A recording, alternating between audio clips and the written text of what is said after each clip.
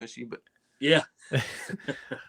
When my beard gets this long, I sometimes I'll trim it up. But last year, I don't know if you guys remember the picture, but I actually shaved a mustache with it, and I had this big, ugly handlebar looking thing. It was atrocious. Oh yeah. And Leah, she would look at me like this. She'd go, "I can't even talk to you right now." So I had to shave it all off, and I thought I looked pretty cool, but whatever. When I shaved mine last year, I went through different things. Like I'd shave a little bit off here and a little bit off there, and take different pictures. It's fun. It's a guy thing. We can do it. Yeah, it is cool. All right, Zach, Skip, thanks for coming on the podcast. I kind of put this off for too long. I wanted to have you guys on right after I got back last summer from my visit back home. One thing led to another. Just everybody was busy, and here we are, middle of winter, and I'm stuck in my basement. So I thought, well, heck, let's talk about some catfishing a little bit. Yeah. So, Skip, you've been on before, so I'll let you introduce yourself a little bit and talk about your YouTube channel for a second. Then we'll go to Zach. Skip Stewart, born and raised here in Ross County, Ohio. Been here all my life. Prominent YouTuber now? Well, I'm trying. I'm working on it. I tell you, I got lazy. You know, I had a good start, and then I got lazy, and then I lost my footage. Lost your footage? What'd you do? Yeah, I had it all on a hard drive, and that's just really been here recently. I was putting a video out every now and then, but not like I should have been. And I think that's what I did was, you know, I tried to go maybe too big, too quick or something, you know. I should have started with these. I don't know if you've noticed, I started a reel maintenance series here lately. And it's a little shorter videos, a little easier to edit. I kind of wish I'd have started out like that from the very beginning, which my very first video was. I should have just stuck with that for a while instead of trying to do the fishing videos right off the bat. Yeah. But yeah, it's clear view outdoors. Yeah. Puff up the chest. But so you've always been an outdoorsman, right? Always out in the woods and yeah, stuff. yeah. I grew up on a farm, and it was really my grandpa's farm, but I spent a lot of time there and did live on or near the farm for, you know, quite a few years. And Grandpa had a pond, you know, started fishing in it, playing in the creeks. Then got into hunting. Then started chasing girls, and that's a different kind of got out of all that for a little while. And when I met my wife, her family was big deer hunters, and she loved deer meat. I didn't like deer meat because my grandpa or my stepdad didn't know how to fix it. Yeah, I thought it was the nastiest stuff I ever ate. Oh, really? Yeah, and she goes. My wife says, "Well, we got a problem," and it's usually the other way around, Skip. Yeah, I know. She goes, because I love deer meat, and she goes, "Let me make it one time for you, and if you don't like it, I'll never bother you again." And she made it for me, and she can make it so many different ways. It's just unbelievable, and it's, you know, it's great. And so I got into hunting really big, and then as the boys were growing, you know, we was always going to the ponds fishing, and always took them out fishing, and you know, just for anything really, bass, bluegill, crappie, whatever I could get them, you know, get on their pole for them, and they enjoyed that. And I did get into bass fishing pretty heavy for a while. Never had a real boat, had a few John boats, and hang on, you keep on going, Skip. Yeah, and finally worked my way to a real boat, and here I am now. I never dreamed I would get into the catfishing like I have, but you know, being the biggest freshwater, one of the biggest freshwater fish we have to catch, when you start catching a couple that's in the bigger digits, it's addicting, you know. And the catfish just fight so hard, and you know, got into the river fishing. I was always intimidated by the river, but once I really got into it, it's just a blast. All the different, you know, the current and the wind and the different ways that we've learned how to fish. You know, going from just anchoring up on, you know, now we're drifting and dragging and you know, suspending. It's just amazing, all the different ways that you can catch catfish. Okay, we're going to talk more tactics later because let me tell you something. When you guys took me out, I was blown away at the crap you were doing to catch catfish. So we'll dive into that because I want to talk about all that different stuff. And it worked. Zach, yeah, oh, it worked. Yeah, it was the best day catfish I've ever had. I've never caught catfish like that ever. Just the idea of planing for catfish and actually targeting them, you know, going out, finding structure, using your electronics to pinpoint exactly where they were, and then casting to them almost like you were bass fishing or crappie fishing. It was really something. Yeah. Zach, get a little background on you. So talk about where you grew up, how you grew up, all that good stuff. Can I cut in real quick? There's I don't know if you guys are hearing it. That clicking noise. Yes. Yeah, I'm hearing a little scratchiness. There it went. It went away. Oh, when you put your hand up there, it went away.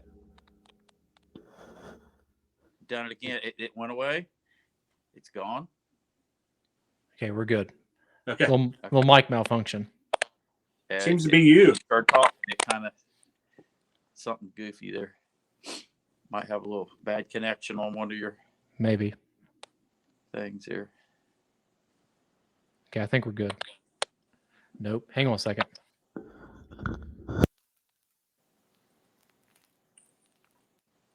Look at that'll work.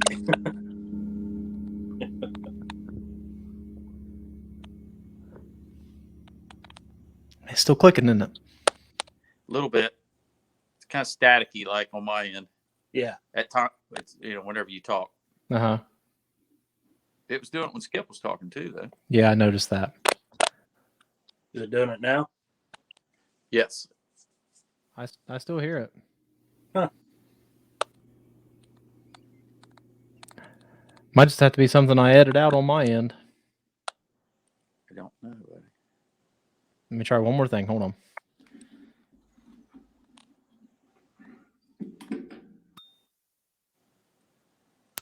I know when you put your hand up to your mic, for some reason, it changed it.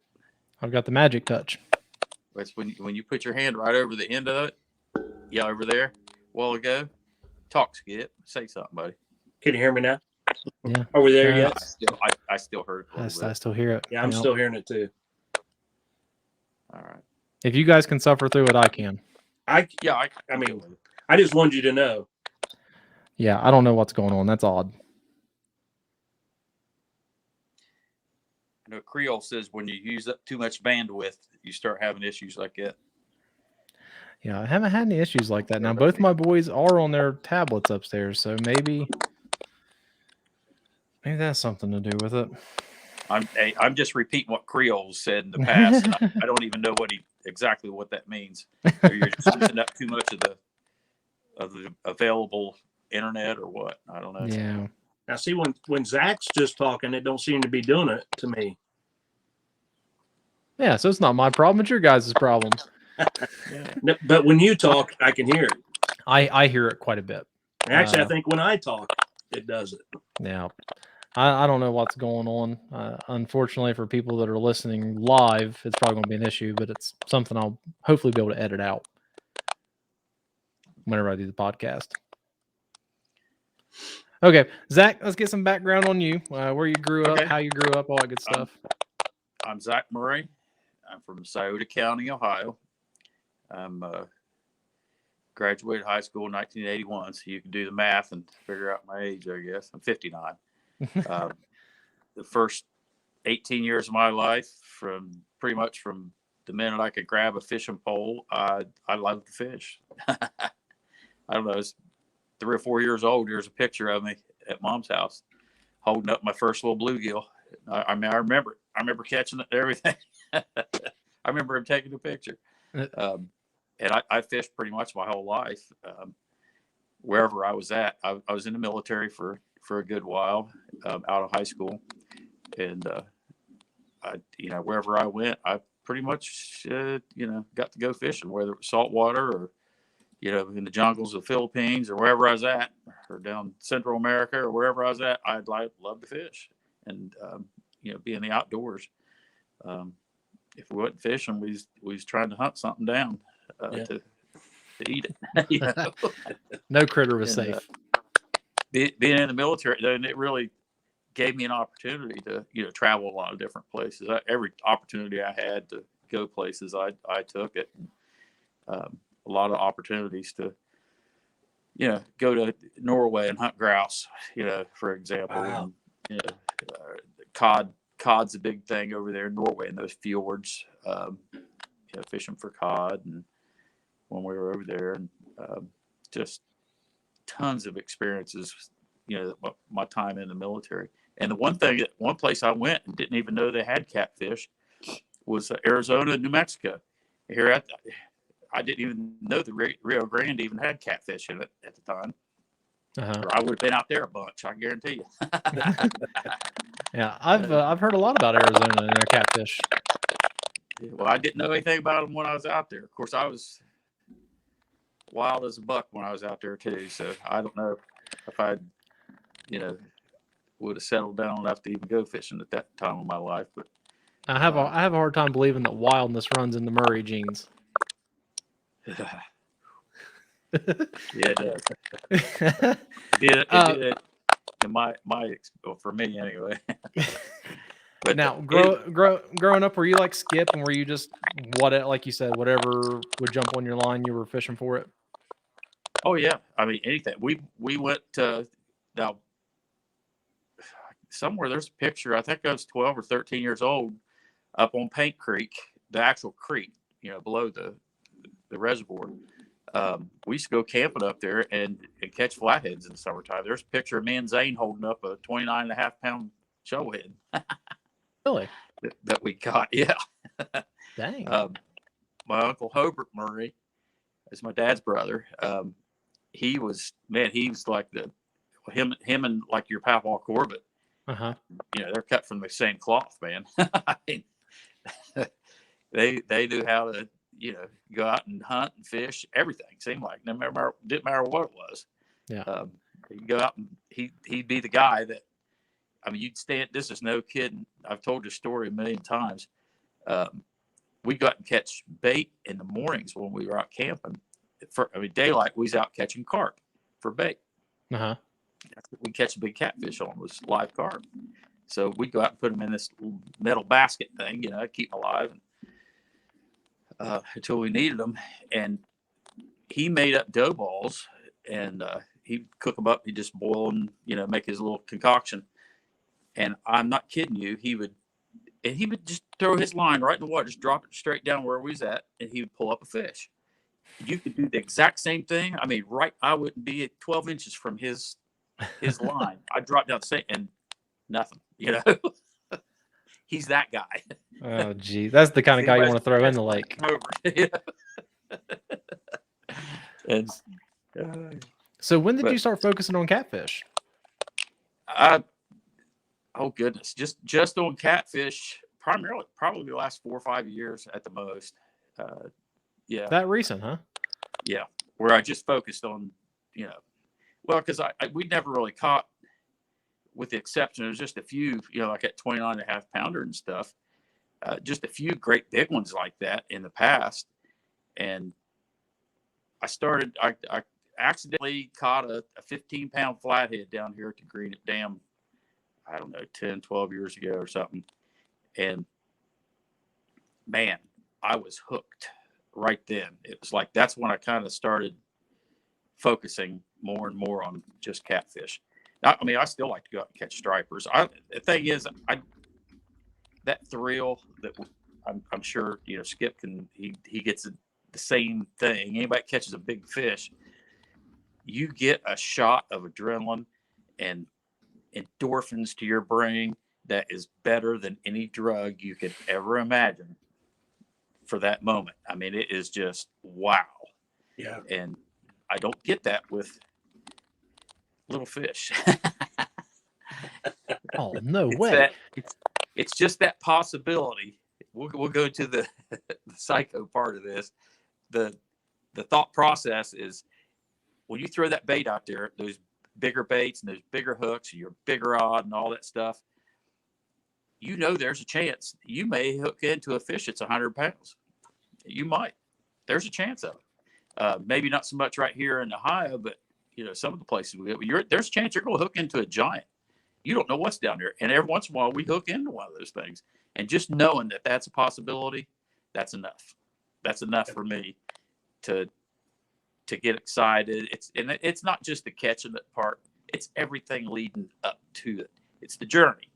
It's the journey. It's not the destination. It's not just the catching the fish.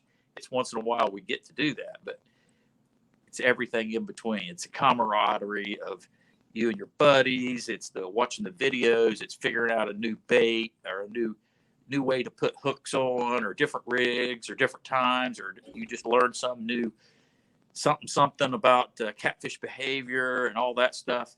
That's all part of the journey, and that's all the fun stuff. And then one day you actually catch one of these, or you put all this stuff together, and you look on you go to a certain place at a certain time in a certain condition, and you look on your electronics, and wow, there's a fish. There he is. There's the fish you've been looking for. You found it. It's on your graph, and you set up on him, and you throw your bait to it, and you catch it.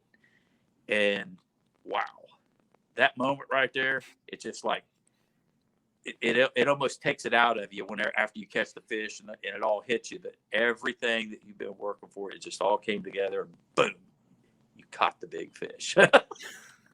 Find the fish, catch the fish. That's the short version. Find the fish, catch the fish. But it's not. I guess the point I'm trying to make, it's not just the catching the fish. It's everything in between. From, start to finish. It's the journey. It's the going out there, the camaraderie with your friends and people that you meet, and getting to take people out. Just like when we took you out. First of all, let me back up. Thanks for having me on here. You're welcome. It's pretty cool to ask somebody to ask you to come on and talk about something that you already care about, that you like. It's easy to talk about. That's pretty cool. I would have never thought be in this spot in my life. After my experience with the two of you, I had to have you on, because you guys know infinitely more about catfish than I ever would have thought that I would learn in a lifetime. And the fact that you've done it in just 4 or 5 short years is really incredible. It's a lifetime of stuff, fishing wise, that it's just these last few years have been,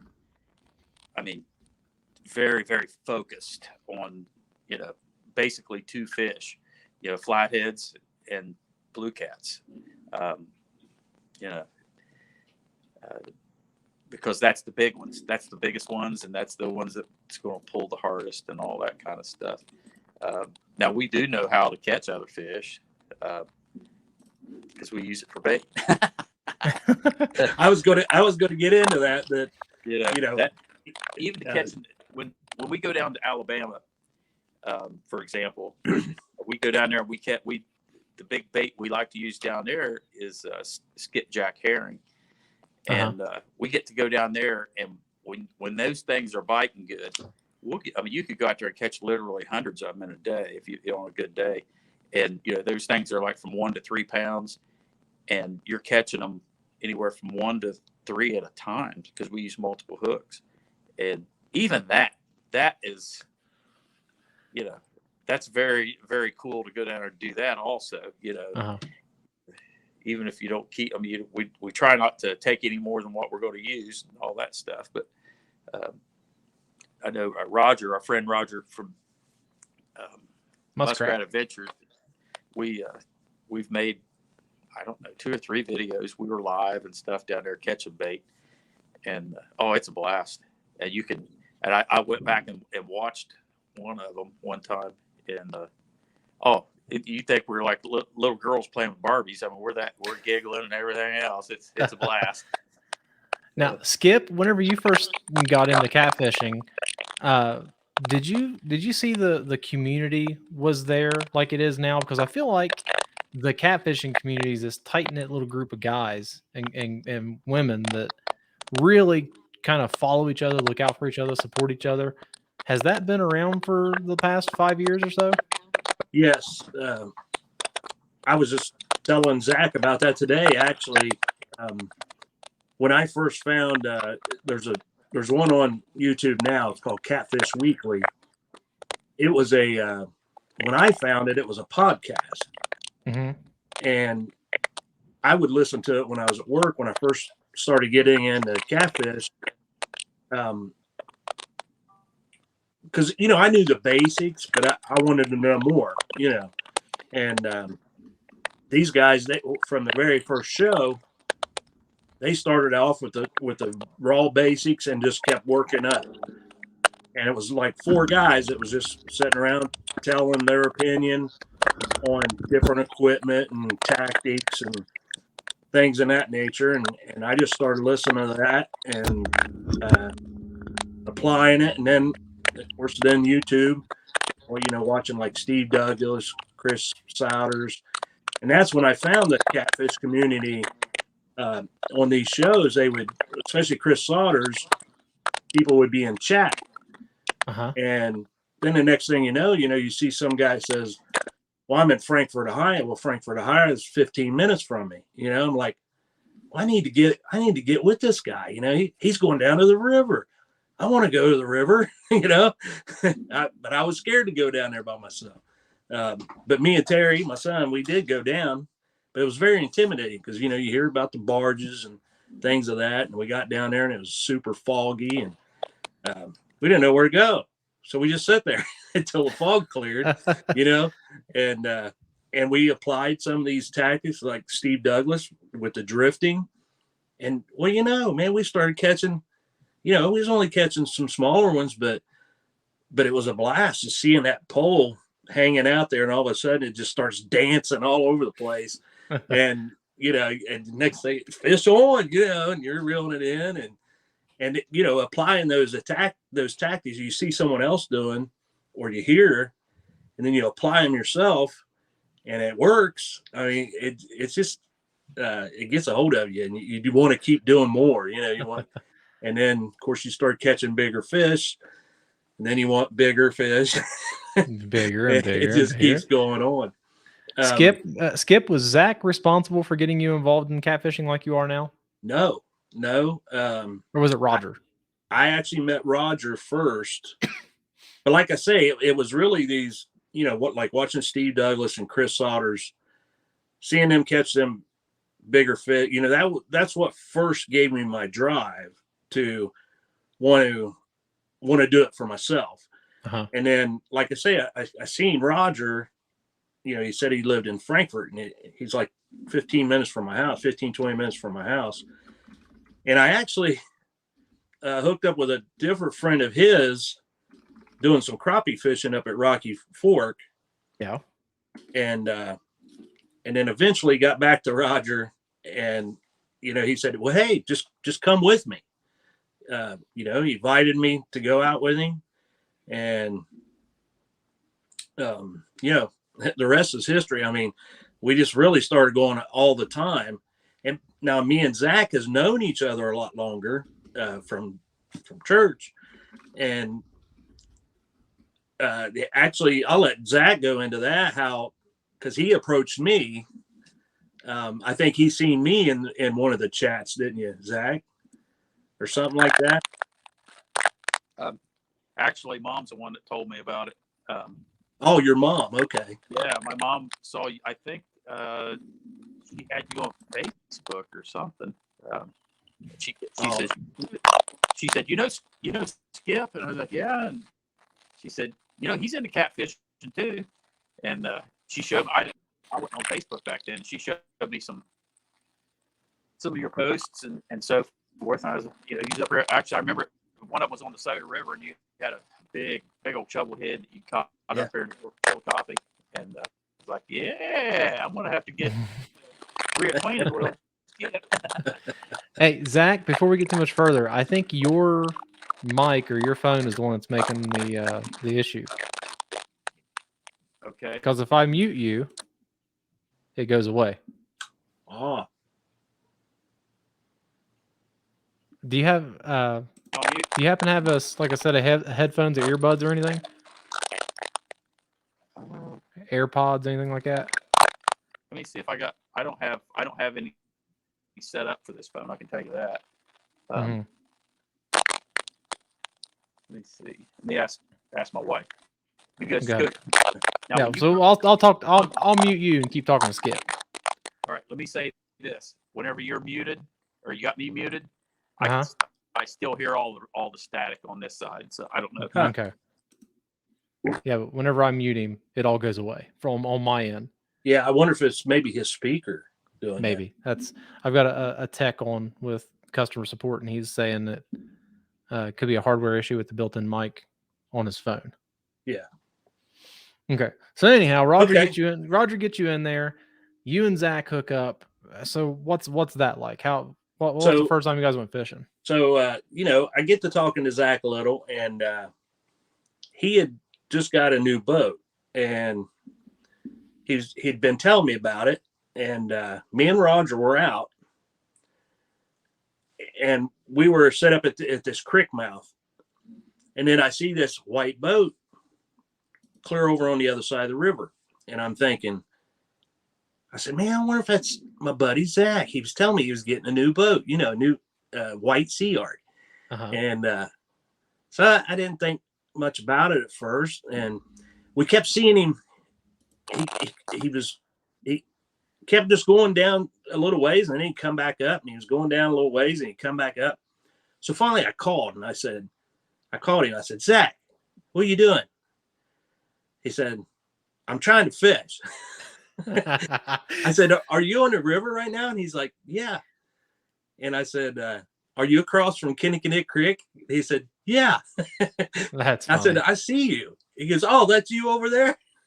And he was having trouble with his anchor. He had a smaller boat before he got that bigger boat. Uh-huh. And he was using the anchor out of it, and it wasn't enough. So it's what it was. He'd throw his anchor out. Well, then it would break loose, and he'd slide down, and he'd have to reset it. So he said, you wouldn't happen to have an extra anchor, would you? And I said, actually, I do. And I said, you're welcome to use it. He said, I'll give it back to you at the end of the day. And so he came over, and that's when we all three, well, I already knew him, but that's the first time him and Roger met.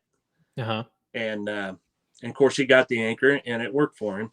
And then he lost it, but but he made it right. He got me another one. Oh, yeah. That's another Murray characteristic. They make it right. But yeah, that's how that happened. Then the next thing you know, he invited me to go out with him, and then actually him and Roger didn't fish for a while. I was fishing with Zach quite a bit. I was fishing with Zach and fishing with Roger. Uh-huh. Fishing with both of them and learning from both of them. And then actually it was the first trip to Alabama. Roger asked me to go, and I couldn't. There was something going on that week. Actually, it was Poe's run time, and I couldn't miss. And so I said, you know what? I said, I bet Zach would go with you. And he said, well, that'd be cool. He goes, I got an open spot, Uh-huh. So actually they ended up taking Zach's boat instead. And so they started building a relationship too. And, now they call us the River Warriors here at home. Cause us three, if we're not fishing with one or the other, then sometimes we're all three fishing, on Right. the same boat. So When you got into catfishing hot and heavy, what were some of the first lessons that you had to learn to really target some of the bigger fish? Like, what was the we'll talk about like maybe bait. because I know you guys were using chicken breast with anise oil, and I didn't really know what was going on because I always just use either night crawlers or some kind of bluegill or shad. That was bait for us. Yes. And those baits have their place, but you guys are using chicken breast, and there had to have been a way you came about finding that out. Well, that was from YouTube. Guys on YouTube were using it and catching fish. I'll tell you the theory of that. The theory is, see, in the river, there's a lot of mussel beds. And a lot of guys believe, because it's a muscly meat like that it's, the same texture. Yeah. And, we don't know, maybe even the same taste, or similar taste. I don't know. Sure. All I know is they will eat it.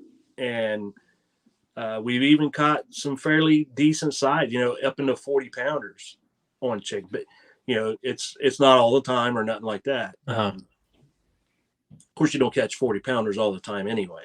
Right. But yeah, the chicken has, and it seems like it's in the summer, the hotter summer months when your shad and bluegill and stuff seem to fade. It's like, it's almost like they fade off of those. And our kind of theory is that, they're feeding on them mussel because they're going deep to get out of the heat, and they're feeding on them mussel beds. And that's kind of why we think the chicken plays a good part. But primarily our bait is shad. When we get to the boat ramp, we got a pretty decent launch area there. Usually we can get shad right there. We get our shad, fresh is always better. Right. In the winter, you can kind of get away with just throwing it on ice, and sometimes it'll last 2 or 3 days, stay good. You can still catch fish. In the summer, they get a little pickier. It seems like it's almost like you need to cut it, alive, when it's alive, cut day of. Really fresh, fresher the better. Now, one of you guys had mentioned with the chicken that maybe it had something to do with the protein that it releases. I think that's one of Zach's theories too. It could be. Yeah, that was interesting to me. It could be. Now, there's guys like there's a guy that fishes the Santee. I'm trying to think of the name of that lake, Santee Cooper Lake. Mm-hmm. And man, he puts on half of a chicken breast, big old chunks. He catches monsters. Yeah. And so I don't know. I don't know if they have muscle. They might have mussel beds there too. Mm-hmm. I've never actually talked to that guy. I've just seen him catch the big fish. Yeah. But we think it has something to do with that. Now in the winter, when the temperature starts falling, it just seems like that chicken falls off. I mean, they just don't want it. It just don't produce. Yeah. And that's a weird thing. So when I was living still in Ohio, me and my buddy had this rule that we wouldn't fish if it was lower than like 45 or 50 degrees. It wasn't worth it to us because we'd stand on the bank and just freeze our butts off for nothing. You guys, if I can gather it correctly, prefer catfishing in the wintertime. Well, it's just that the blue cats never stop. It seems like they never stop. Your flatheads, when it cools down below 50 degrees, it seems like they kind of go dormant. You'll still catch channel cat, but the blue cats, it just seems like they thrive in the winter. We've just had some really good success catching big fish, in the winter months. And actually, some of my 2 biggest fish, well, the one was in January 19th of last year. Mm-hmm. And then I caught one in April, which is my biggest blue. Still kind of cold. Yeah, it was still chilly, or the days start out chilly, and then warms up and then cools back down. But yeah, it seems like they like that, the rising water. They love current. The blues, they love current in the winter. We get all the melt offs, the water rises, you get more current. We just have a lot of success. You know, all that stuff contributes to people being scared of the Ohio River. The Ohio River is big, and if you go out there and mess around, you could get hurt pretty quick. Oh yeah, you got to respect it. That's for sure. Yeah, I mean, and you know, you and I have seen it in the springtime whenever there's a lot of rain and it turns into chocolate milk. I mean, it's just a disaster area. Yep. And I wouldn't go out there for anything. You guys couldn't convince me to go out there and catfish with you during that. But it sounds like you've worked out this system where you keep track of the water gauges and you have this idea of when it's good to go out there and catfish. Yes, and we just go when we can too. But yeah, Zach, he really keeps an eye on like the water flow and the height of it and everything. I'm learning that. I'm a slow learner. Zach, whenever I was fishing Paint Creek all the time, the creek, I kayaked it, so I kept a pretty good idea on the water gauges, when it was safe to paddle it and when the fish were biting the best. How much research have you done in the like figuring out when catfish, what water levels they like, what flow rates, all that stuff? Oh, that's continuous. We're always learning that. Or, you know, we think just when we think we got it all figured out, you know, throw you curveball. Yeah, pretty much. Just, you know, that happens every once in a while where it'll just be, we think it's just the absolute best conditions and all. We go out there and they're not, you know, we're finding the fish and throwing baits, hitting them in the face with baits, and they won't eat. You know, there's certain times they do that. You know, especially the big catfish, they just don't eat all the time. I mean, they're just like, you know, some kind of like us. I mean, they have to, you know, they eat big meals and they'll go through a feeding frenzy and then, you know, they're full for a while and they won't eat again. So, you know, when we're targeting these big ones, I mean, there's a lot of times where you may have to just leave the bait there in front of them for a good while. Because, you know, most of the places we're fishing, I mean, they've usually got food around them normally. It's just, you know, a matter of being there at the right time. But as far as the rivers and lakes, or, you know, where the water's not moving so much, it's kind of like two different worlds as far as water flow and depth and all that stuff. And especially right here in our area in Portsmouth, this pool, it's the green or the Meldal pool. It fluctuates. Last week we went from 15 foot deep to 48 feet deep. Ooh, really? In a matter of 2 days. 2 days. Yeah. Wow. That is, you know, crazy. And usually when it's rising that fast, I don't, you know, you'll be lucky to get anything to bite probably. But, you know, normally a slow rise is a positive thing. Falling depth is kind of more of a negative thing. It seems like we don't catch as many. And when we have stability where it stays the same for 2 or 3 days, that's a positive thing for us normally. It seems like they, you know, they'll eat pretty good in those times. But as far as flow, we're learning that these big catfish, especially, they're out in faster water than what I would have ever thought a few years ago. Yeah. And this winter we've learned some fine tuning things that where we've been catching bigger fish on our rods that we're throwing. We'll like fish on a current seam, and you know, where the water, you know, it's a little slower over here and a little faster over here, and you know, you'll get a seam in between those areas, or maybe even some backflow over on the bank side. But it seems like, you know, right on that seam, yeah, and in slower water, we'll catch the smaller fish and more of them. But we always throw a rod out in that faster stuff over there, and guess what? That's where we catch most of our big fish. They're coming off that one rod over there in the fast water. So, Swing rod.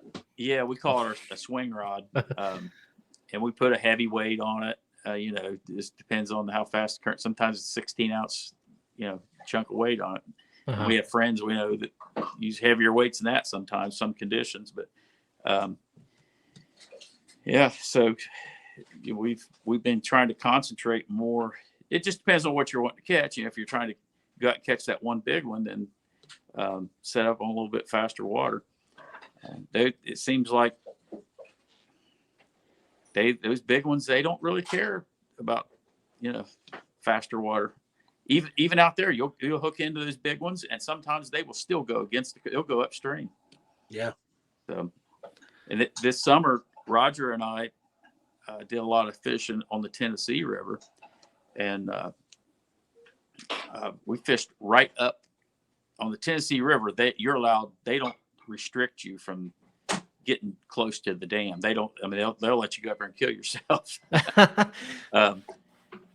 And so Roger and I started experimenting around a little bit.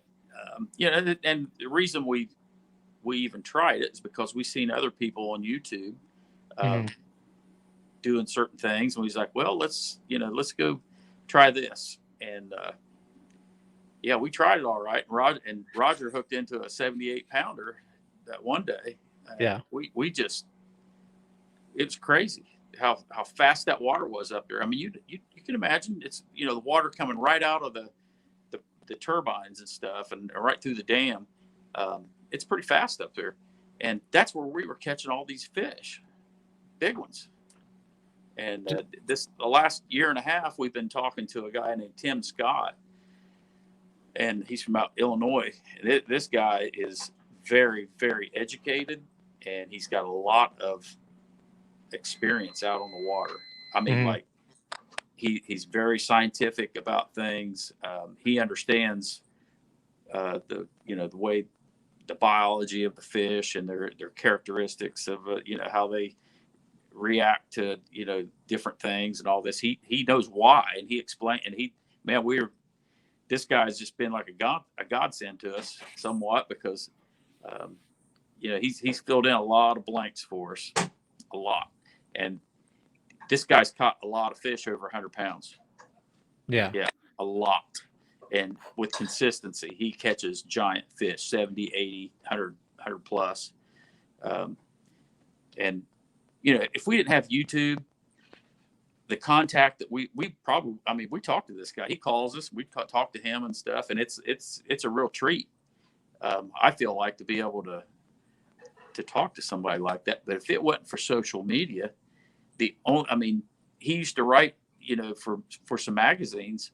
Other than reading his articles in the magazines, that's the only contact we would have had. But because of YouTube and some of these other social media platforms that are available, we've been able to.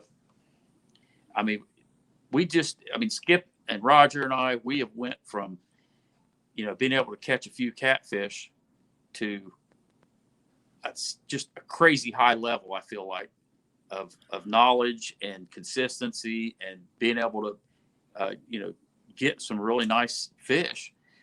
And it's all because of the social media. I feel like a lot of it. There's no way we could come in contact with the number of people that we have here in the last 3 years if it were not for this right here, being able to do listen to podcasts and listen to YouTube and actually interact with these people. We was talking about the catfish community and how everybody's pretty helpful. Now there was, we had a catfish community back when I was a little kid, when I was, up there on Paint Creek and stuff. You guys were talking about something there a while ago. And it brought back some memories.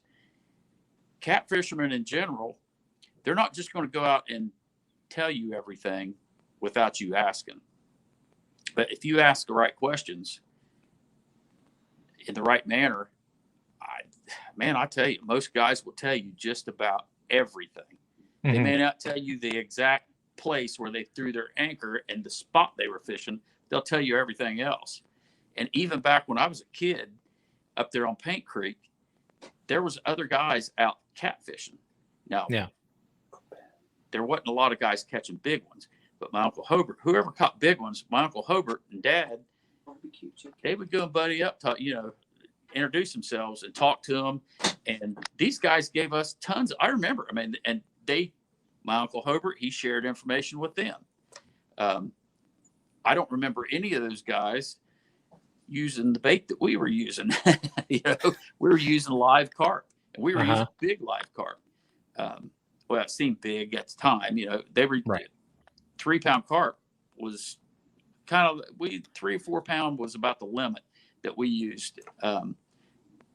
But still, that's giant, man. Those are big baits, and they were live. But this is all for flatheads, shovel heads. It wasn't for blues, but these guys. I remember the one guy. He just caught a 52-pound flathead up there, and back then everybody you ate everything. You didn't have the CPR business that we love. We catch so many fish. There's no way we could eat them all anyway. Right. But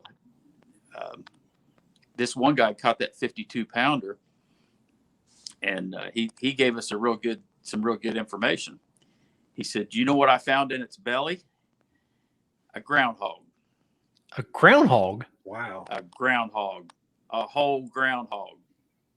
It may not have been full grown, but still 52-pound fish, and it had a groundhog in its belly. So, that's just more data, more information for us, That's something I've started doing here lately. Like when I catch a trout out of the lake, and if I bring one home, I'll dissect it and I'll check out its stomach contents to see what it's been feeding on. That's good information. That guy I was telling you about, Tim Scott, we call him Epic. That's his YouTube channel, is Epic Catfish. He don't like to kill the fish, but he would go in through their mouth and get the contents out of their stomach. Oh, really? Yes. And that's where we found out about one really important piece of information was we noticed, and we've heard this from guys, in the wintertime, when the water temperature change, when it starts dropping down,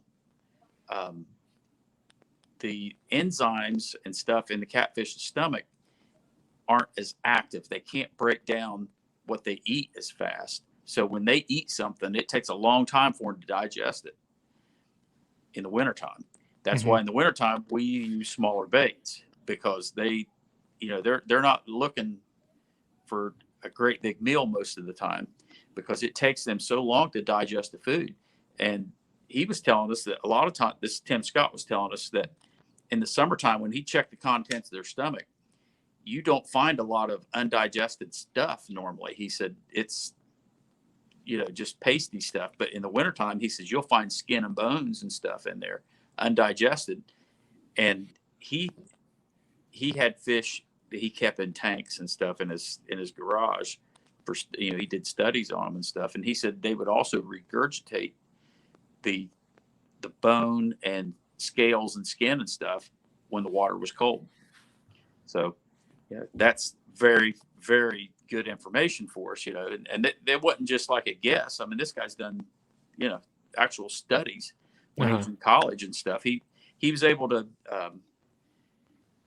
use catfishing in a lot of his papers that he would have to write, for just what he said. Every class he took, he would always try to incorporate the catfishing thing into whatever his work, whatever he had to do, for projects and stuff. He said it took some doing sometimes to talk the professors into it, but he said, he was usually successful, and he's, that's awesome information for guys like us. So I think what's fascinating about the catfish community being so open with information is the fact that you guys do practice CPR a lot. We'll take crappie, for example. You catch a guy that's, killing crappie.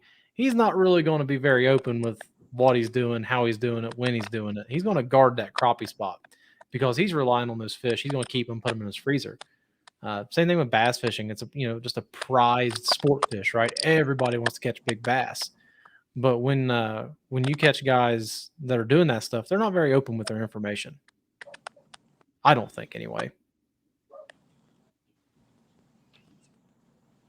Well, I think the thing with bass too, the money side of it has really gotten crazy, like the tournaments. Mm-hmm. But For the sure. catfish tournaments are really taking off too. But the guys are still really open. They just usually a guy will tell everything he did after the tournament. Yeah. Man, Zach's mic is still crackly. Are you still there, Zach? It didn't really start until you started Okay, talking. I just got my iPods hooked up, I think. Okay. We'll see if that helps. Okay.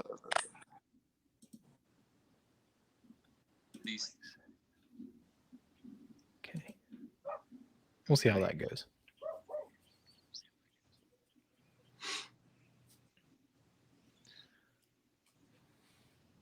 There we go. See if I I don't hear can any hear you cracking. guys with these. Earpods. You don't? Yours? I can hear you. I can hear you just fine. I hear you. All right. All Look at right. there. I didn't know how to hook these. Technology. It's a wonderful thing. You know what? The fact that you were having trouble with the ear pods, but you can work the stupid electronics on a boat, because those side image fish finders, those still blow my mind. That is a game changer. Oh yeah, they're awesome, man. We love it. Yeah, there was. I was going to tell you this. That there's in learning how to catch catfish and stuff. There's the farther you get into it, it's like you don't make big improvements. But early in the game, there are things that you do that make huge, giant leaps. And I remember, I got a boat, a decent sized boat, it wasn't big, it was 16-foot, little V hull. But that, of course, that made a huge difference. I was able to go out and, get to areas I didn't have to rely on, staying so close to where I launch and all that kind of stuff. I could travel, I could go several miles and so forth and find. And I started off, I had a small fish finder, and learn how to use it, of course, was a big deal. But I used that smaller fish finder. I think I only paid, I think it was on sale, I think $275, and it had a screen about the size of my phone. But I was able to see fish on it. I could see depth, and it was just straight down 2D imaging, or no imaging. It was just 2D sonar, and that was a big step. And then rod holders, proper rod holders, was the next big thing, because the way you and I and Skip were fishing, it's called suspend drifting, where we just drop bait straight down under the boat, and we go with the current. We slow our boat down just a little bit so that the scent goes ahead of us and kind of gets the fish excited and all that stuff. And then hopefully we can float those baits somewhere close enough to them where they can, they follow that scent trail and grab our bait. So when I got those proper rod holders, then I was able to put rods all around the boat. And whenever the fish grabbed a hold of it, I wasn't losing my rod. That's happened to you? Yes, it has. And that you seen what happens whenever we get a fish on there. It bends that rod down, and we don't want a real super stiff rod. We want a rod that will bend, and basically, it helps set that circle hook for us. Is what it's doing. That fish gets a head start and starts pulling, and before it starts getting tight. And once it gets tight, it actually pulls that hook back out of his mouth, but it ain't hooking on nothing until it gets to the corners, something, the lips. Right. That's why, that's the beauty of circle hooks. You hardly ever do you gut hook something. I mean, it's almost impossible. It's really hard to get them hooked anywhere but the mouth, pretty much, or the corners, the lips and all that stuff. But the rod holders I remember I finally got some good rod holders from Steve Douglas. I'm not saying his are the only good ones out there, because that's not true at all. But at the time, it seems like that was about the only ones I knew of. But I put those on. That made a giant step. I mean, it was like I went from catching 4 or 5 fish a day to, catching 20 sometimes, Mhm. 26, stuff like that. That was just a game changer, man. Because I put those rod holders exactly where I wanted. I wasn't just laying them around on the boat and hoping, they wouldn't get pulled in and all that stuff. And it seems like you don't miss that many fish No. that grab the line. I mean, you're getting, probably 70% of the fish that actually grab your bait. You're getting them, on when you're fishing like that. Whereas before it was like you're getting 1 out of 3 or something like that if you didn't lose your rod, stuff like that. Then we got the fancy electronics. I seen these guys talking about that side imaging and the down imaging and all that stuff, and I seen it on guys getting in advertisements and seeing guys using it, and I was like, that's going to be my next big thing. So I started picking out. I made up my mind to get the side imaging and the down imaging and all that. And I remember I was in there and I was on my iPad looking at it and looking at the prices, and it's like, wow, man, this is an investment. It's expensive. And I was getting ready to buy a 10-inch model, and my wife came in the office, and she was looking at it, and I was showing it to her and stuff, and she said, "Are you going to be happy with that?" I was like, "What do you mean?" She says, "Well, there's a bigger one right there." She says, "You're probably going to just get that one, and then you're going to want that one." So she talked me into actually getting the bigger one. Uh-huh. And wow, Skip can now I have a 10 and a 12 both, because I got two, I got one just for my maps and stuff. Yeah. But at the time, holy cow, that you don't know how much that changed things. If I would have got that 10-inch at the beginning, I would not have had. I mean, this 12-inch, it's like night and day. It's like high definition and old fashioned TV. That's like the difference. Now you had the 12-inch whenever I came out, didn't you? Yes, yeah, I had a 10 and a 12. The 10 is the one I had the maps up on. Yeah. Okay. The way, that way you don't have to switch back. I've got 4 things up at all times. I got maps, I got 2D imaging, I've got side imaging, and I've got just regular 2D traditional. Mhm. I have all 4 of those things up at the same time. It just makes life so much easier. You don't have to have all that. You don't have to have all that stuff, but because it's a big nice when you learning got curve. Let's back up a minute. That ruined me. If I went out catfishing with someone and we just had a boat and just like a standard down imaging fish finder, I'd have a really hard time accepting the fact that they were going to be successful, because that setup to me is just, that's the difference to me. Yeah, it spoils you. It makes you can catch more fish.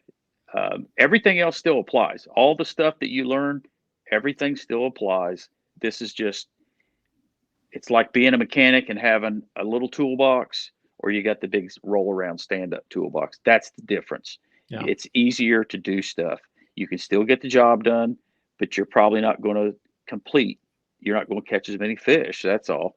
And the quality and the numbers probably would be better if now here's the other side of the coin. You can have all this stuff and spend thousands of dollars. If you don't learn it, you just wait. I mean, there's no reason to have it if you don't understand how to use it. And there is, wow, that's Humminbird is what I started using, and that's what I learned with my little tiny one. Mm-hmm. But the thing is, it's the same. Everything's the same when you go to the bigger ones. They keep the whole same process to do all the different functions and stuff. So it's at this point, if I had to do over, I don't know if I would go with Humminbird from the beginning. They have great quality and all that stuff, but good Lord, the learning curve. And I didn't have anybody, to show me what to do. Uh-huh. I mean, physically, another, my buddies, they're using Garmin and Lowrance. And so, and I wasn't even, when I first started all that, learning that stuff, I didn't even have Roger and Skip to help me much at that point. So, I learned 90% of that stuff watching YouTube, watching hummingbird videos, for every little, and I am no pro. I don't want to make it sound like that at all, because I am far from it. But I can go out and find some fish and mark them. And I don't think we even anchored up the day you went with us, did we? I don't think so. No, and that's like a whole nother process of, like, this time of year. One of the things we like to do is just go out there, and probably Saturday is probably what we're going to do. We're going to cruise around at 3 mile an hour in certain areas that we kind of, have figured out that was like, okay, we want to go fish this certain kind of condition, a certain area that has these features. And we're going to go there, and we're going to cruise around at 3 mile an hour, and we're going to look for fish, individual fish. We're going to look for a big fish. And when we find that big fish, we're going to put a waypoint on it. We're going to mark it. The exact position. I'm going to put an X on his exact position, and I'll know exactly how many feet it is, and direction and all that stuff to that fish. And we will either throw an anchor, or we will use spot lock. Another big jump forward, if you ask me. That was another game changer when we got the Minn Kota that has the spot lock. That was another big giant step. I mean, Huge. It was huge. Because now, you just got so many things you can do with it. For one thing, I've got a remote I just hang around my neck, and I can do anything with it. I control it. I don't have to go up there and use a foot pedal or any of that kind of stuff on my trolling motor, which is what I used to have to do with my old setup. I'd have to, run back and forth, and I'm fishing on the back of the boat, or actually everywhere around the boat, and trolling motor's clear up front. So I'd have to run up there, and I didn't even use my foot. I kept the control up where I could grab it with my hand and, do whatever I needed to do. And, now, we can, when we fish like lakes and stuff like that, we can go out and lay down a exact track, exactly where I want to go drag baits, or if I want to drift it, or however I want to fish it. I can go out there and lay down an exact track, and then go to either end of it and start and hit that trolling motor, and it will take us that exact path, no matter what the wind is doing. We can go whatever speed we want to go. We can select it down to 1/10 of a mile an hour. I mean, it just, for precision fishing, it's awesome. But back to find the fish, catch the fish. That is, if you can do that, if you can find that fish, first of all, mark it, and then get set up and go. That's what we have, some line counter reels in the boat usually. And that's why we have them, because we know that fish is, I'll set up upstream, exactly upstream from the fish, because we're always in current. I'll set up exactly straight upstream from it, and I'll tell Skip or whoever's fishing with me, all right, it's 65 feet from the back of the boat. So he knows from the back, and that's because we're standing on the back of the boat when we're casting. And then if he knows, if he throws out 65 feet, he'll be directly above it. Now, I know this is getting pretty technical and everything, but if that water's real deep right there, if he casts out 65 feet, that bait's going to lay down. By the time it gets down, 45 feet down, well, it's way out in front of that fish. So you have to use Pythagoras theorem. Yeah, some basic geometry. Just like you're doing trusses on a house or stairs in a house. It's the same thing I use at work all the time. A squared, B squared, C squared. That'll give you the exact what I want to read on my line counter. So if it's you do the math, and I don't want the bait I don't want to really hit it. I want to go in front of it a few feet.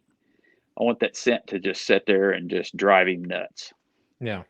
Spreads out. That way, if I'm off a little bit on my azimuth, left or right, you still got a good chance of getting some scent to him. But, we're not going to just throw one rod back there normally. We're going to throw several. We'll throw some right to him, some out in front of him, some to his left, some to the right. Skip His says buddy may 5. come. 5 per side. Per side. Yeah, he's got 5 or 6 rods, and I got 5 or 6 rods, depending on where we're at. Sometimes, we normally don't put out 12. Now I know Roger and Skip, I see them putting out 12 a lot of time. It has to be the right conditions to put 12 out. But we've got 12 rod holders on the boat, and actually with our vertical ones on the back, we've got 12, 18. It's mind blowing. If someone has never fished with someone who's got a setup like that, it's overwhelming. Well, I can say this: the boat that I have, I bought from a guy. It was almost 2 years old when I got it, and he is a professional. And this guy is a very top notch fisherman, and he knew what he was doing. He already had that boat set up. I put my own rod holders on it, but he had all those little trays and the vertical rod holders where we put them in when we're traveling. He had all that stuff already on there. And so all I did was just step in and put my rod holders on it and start fishing. I mean, he already had, 90% of everything ready to go. I didn't have to do hardly anything, but he got a new sponsor. He used to have Sea Arc as his sponsor. And then he has, now he has Excel is his sponsor, and they gave him a new boat and all this stuff. And must be nice. Yeah. So the day I got my boat, we met at the dealership, the Excel dealership, and he picked up his new boat and gave me his old boat, which, I mean, it didn't even have that many hours on it or anything, but Excel had just came out with this new Storm Cat boat, and it's a good setup too. Yeah. But anyway, Skip, I was real lucky. Skip, earlier you held up a circle hook and you were hooking yourself in the hand. Yeah. Do you have any like pre-made rigs of Yes, some of the stuff actually, you I guys do. use? I've got a little bit of everything up in here. Show me. I want to see some of it. Okay. I got one. So I got the Kentucky rig. All hey, right. good, because that's the one I don't have. Okay. Well, when we get to it, I'll show you a Kentucky rig. So that's a circle hook. There you Actually, these ones we use is it's like a double action. You can set these too, but we mainly use them as circle hooks. Yep. So we usually always use a snail knot. Mm-hmm. And the reason for that snail is it helps in that, like Zach was talking, how it always gets them in the corner of the mouth. See, if you watch, A little bit higher up. Am I in the There, front? right, Okay. perfect, right there. Right there. So when you watch, you pull that up, Oh, it just curls right in. and it just curls right in, and I can feel it right now. It gives the trigger effect, is what it's called. Yeah. And because of the way that line is actually through the front of the eye, so that's what gives it that trigger effect. And then the snail knot is just a proven great knot. It doesn't put any burns or anything in their line. This is a great knot.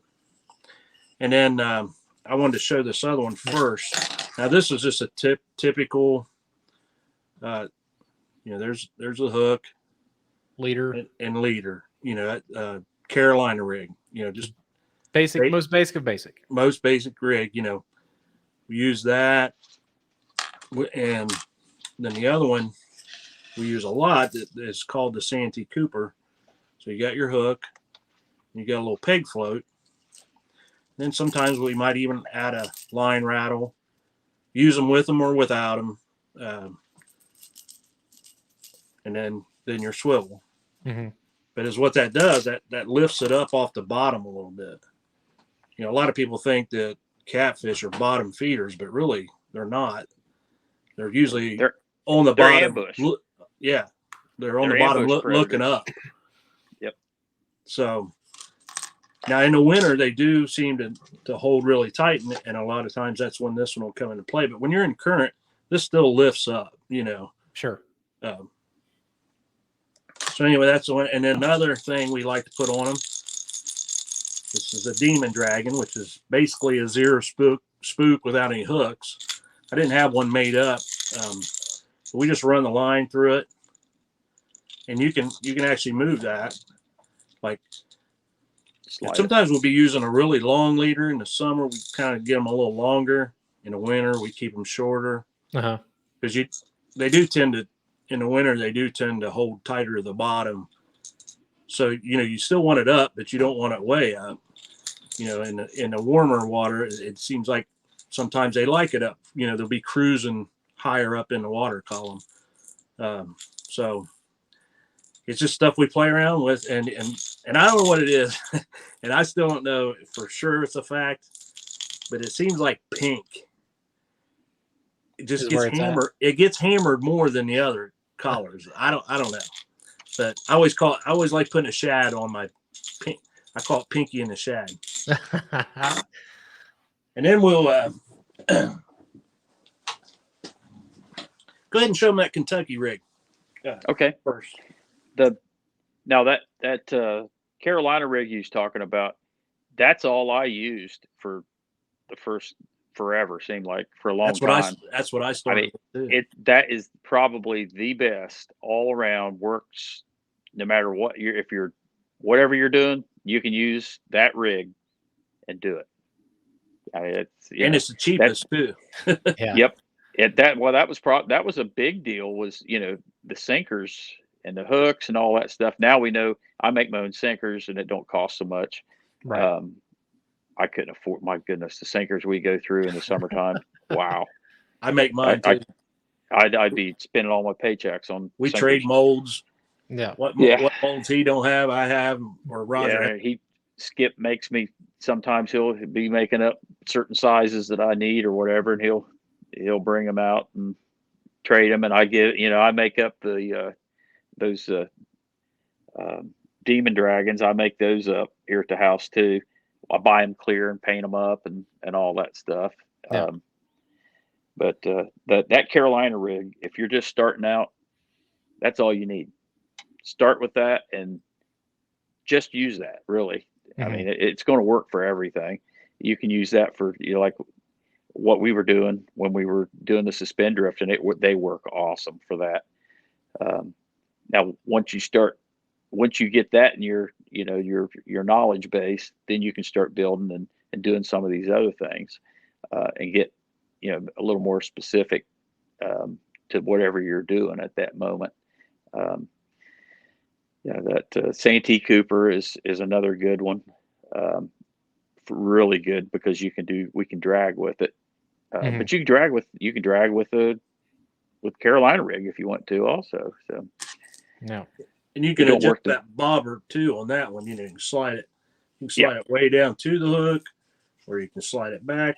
And then as soon as you start putting a little bit of pressure on that he's got in his hand, it's locked in place. It won't slide. Right. So, but now here's another rig that usually at least half of my rods are rigged up like this. This is called a Kentucky rig. It's got two hooks on it. And you put two baits on it.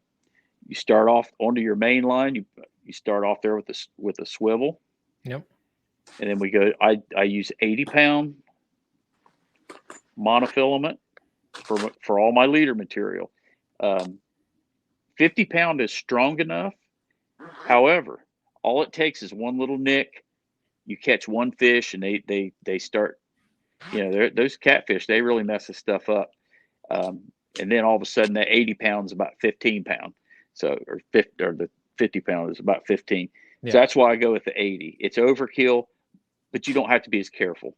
Right. So, barrel, 80 pound, and then I come down and I do a little fancy knot here. Yeah. And you see what it does. I double my line up, and you got a hook on it. Okay, and then come on down. And on this one here, I've got about 16 inches. I do the same thing. I got a little fancy knot. There's Mr. Hook. Then you kind of keep going. Go down. And this is where you make them to match what you're doing. On this one here, I've got about 14 or 15 inches, and then I've got a speed clip on the end, and that speed clip I can put my sinker on it. Yeah, because I use coin sinkers or cannonballs, and it just you just slide it right on there. Mm-hmm. So, but the big thing about this, I've got two baits down there, and they're two baits at different elevations, different depths.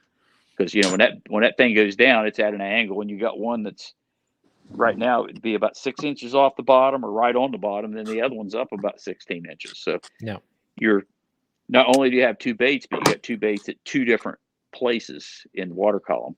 So we do the same thing ice fishing. So we'll have a rod set up with two lures on it. We'll be jigging that one, and then we'll have another one that's just dead sticking, just sitting there. Same deal. You have two different lures on it, and you can have one right on the bottom. You can have one that's, 18 inches, 2 feet up from the bottom.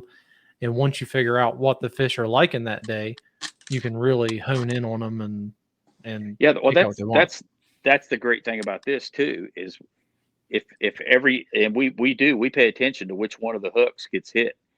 If it's the one on the bottom, I caught 3 fish and they're all down on that bottom one. Well, let's target closer, shorter leaders and keep everything close to the bottom. Right. But if everything's coming on that higher one, then we want to make our leaders longer, put a float on it, get it up off the bottom, and all those kinds of things. But that's one of our heroes, we'll call him, is Chris Souders. He's from over at Wellston, Ohio. Yep. And one thing he always says is, when you go out there, he says, listen to the fish, see what they want. Yeah. As soon as you start catching them, you can start getting your data. Start making your adjustments, whatever it may be. Whether you're catching them in a muddy area, you're catching them on rocks, or what depth, and all those different things. But listen to them and try to figure out what they're saying. Yeah. Now, Skip, what do you got up here? You've been messing around with. Yeah, I want to show what our main line. So see, this is our main line. Usually, we got that clip on there, like Zach was talking about. I use a little rubber bumper, or you can use a bead. Some guys don't use anything. Then this is called a sinker slide. See it? And then we can change out your weights. We usually use these coin sinkers. It's the kind we make. Yeah. See, like that, there's a, see, here's a 3 if we're like in a lake or something. But then you go to the river, you need an 8 or a 10. You can just pop that out. And then also is what's really nice about these is when we're traveling, you can just pop those weights off and they're not beating around on your rod and stuff like that. Yeah. But, that allows that. It just makes for quick change of weights and stuff like that. And then that quick clip, like say he was using that Kentucky rig and, they were biting at a certain depth or something like that. You might want to change it out and just, it's so easy on these rigs. Or like we go to a lake, you're going to change your rig up. Uh-huh. You just clip them on. There they are. See, it's right on your gun. We all have worm bags, like the bass guys use. We go buy worm bags. I was getting ready to show them.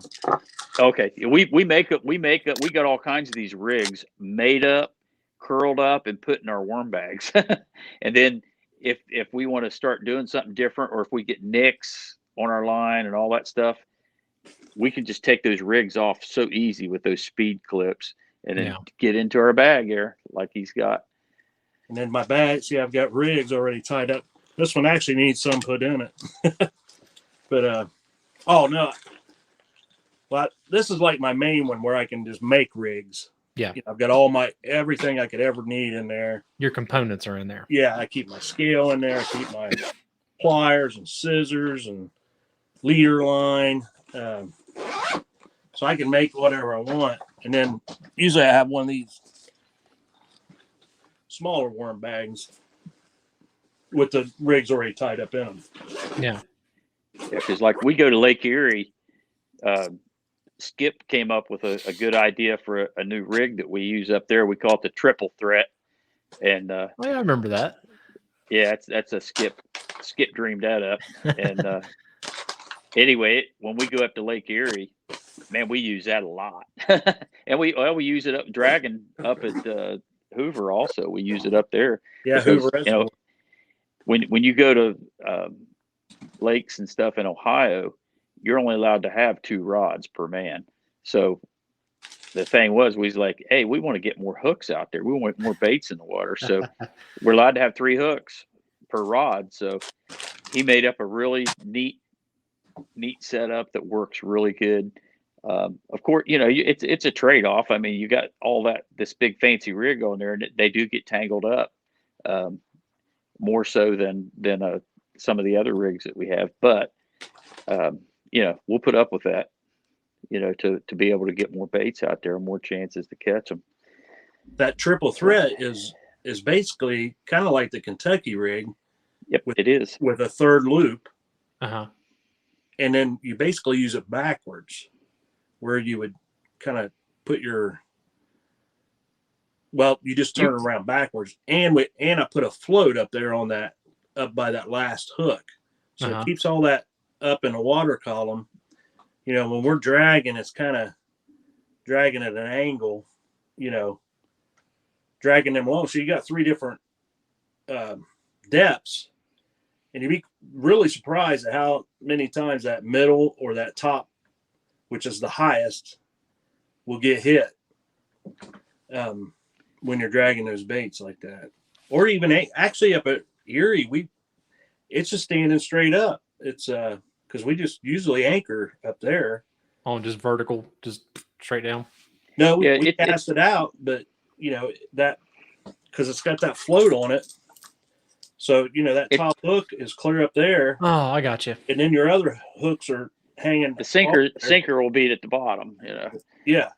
Well, you know, I use that sinker slide. And then, you know, your swivel's connected to that quick clip. Mm-hmm. So it's just sitting down there like that. And you got 3 different depths. And like at Hoover or Rocky Fork, you know, we were only allowed 2 rods. We're kind of spoiled because where we fish at the river all the time, we can fish unlimited. Sure.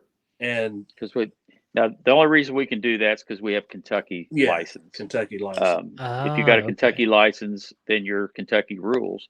You know, we're paying to basically fish by their rules with the Kentucky license, and they don't have a limit. So if you just have an Ohio license, you are allowed to use 3 rods on Lake Erie and on the Ohio River. That's a stipulation where you're allowed to have an extra rod, you know, 1 more rod than you do everywhere else, all the other lakes and so forth in Ohio. So I know the type of fishing is really different, but Skip, do you prefer river fishing over the reservoirs? Yeah. Zach, you the same? Yeah. Well, I don't know if I prefer it. It's just that's where we're at most of the time because I live, you know, 7 minutes from a boat ramp here. I mean, the Ohio River, I can just about hit it with a slingshot. So, you know, well, it kind of leads back to what Zach was saying earlier. You know, that 100-pound fish could be there. Yeah. Where in any of the lakes that we have around here, I know there's not that big a fish in there. You know, you might be able to catch the biggest fish in that. Well, I can't say I don't know that it's not in there, but the odds are way lower. The odds are way more productive, or the odds are better in the river, in my opinion. Yeah. You know, but you got to remember most of the reservoirs and places like Hoover, for example, up in Columbus, the blue catfish are not there naturally. They've been introduced to that body of water. They really don't reproduce. because of I've been told it's because they don't have enough running water in it. But we know how long the catfish have been there, and we know what their growth potential is every year. So we know, like right now, I think what was it? It was last year somebody caught a 40-some pounder up there, and that was almost 50 pounds. Yeah, upper 40s. So now next year you might be able to catch a 50 out of there. Mm-hmm. Someday there'll be a 100-pounder in there, more than likely, if everybody practices CPR. Now, the other lakes that we fish, like down in Tennessee, they're not truly lakes.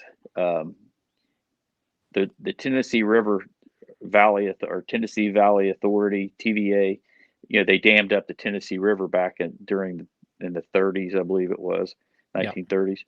And the Tennessee River now is a whole bunch of reservoirs. They got dams all through it, but it's still a river. Even though it's lake after lake after lake, it still has running water. It has dams. Water runs through all the time, through their power generation stations. So catfish thrive in those conditions down there. They've got some giants down there. And that's like Cumberland, Dale Hollow. That's all part of that, isn't it? No, it's not Tennessee. That it flows into the Tennessee, or does it go into Ohio? I'm not sure which one. But it's same idea though. Yeah. It actually starts up around Knoxville area, and that area is where the Tennessee River kind of starts. And you got Fort Loudon Reservoir, and was it Chickamauga and Nickajack and Gunnersville, Wheeler, Wilson, Pickwick. After that, and they are just, and every one of those, we had a chance to fish a bunch of them this summer.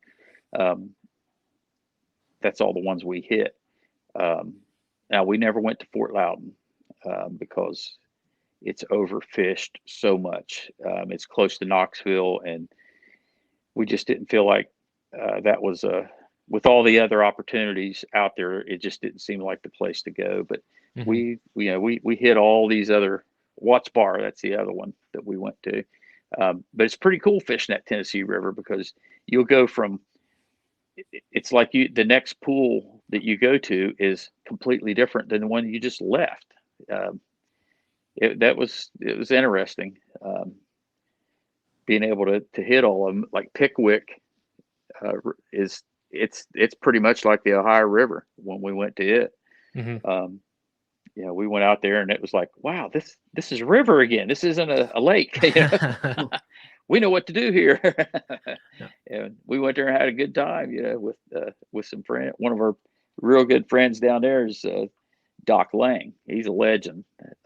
He's from Ohio, and he's moved down there, and he helped us out tremendously when we went down there the first couple of times, and every time we go down there, really.